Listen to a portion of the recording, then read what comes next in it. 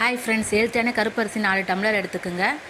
1 tumbler சிகப்பரிசி, 1 tumbler சாப்பாட்டு அரிசி, 1½ spoon வெந்தயம், 6 டம்ளர் அரிசிக்கு 1¼ டம்ளர் உளுந்து எடுத்துக்கோங்க. நீங்கள் கருப்பு உளுந்து எடுத்தனாலும் எடுத்துக்கலாம். 8 டைம்ஸ் நல்லா வாஷ் பண்ணிவிட்டு 8 ஹவர் நல்லா ஊற போட்டுங்க தண்ணி ஊற்றி. 8 ஹவருக்கு அப்புறம் மாவு அரைச்சின்னு வந்தாச்சு. 1¼ ஸ்பூன் உப்பு போட்டு நல்லா கலந்து 4 ஹவர்ஸ் வெளியே வச்சுட்டு ஃப்ரிட்ஜில் எடுத்து வச்சுக்கோங்க.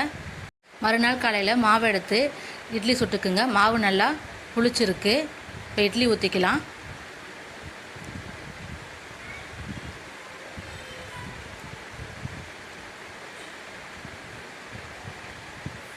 இட்லி நல்லா வேகட்டும். சூப்பராக இட்லி வந்திருக்கு. 1 ஸ்பூனை நினச்சி குத்தி பாருங்கள். இட்லி வந்துடுச்சு. தவாவில் தோசை ஊற்றிக்குங்க.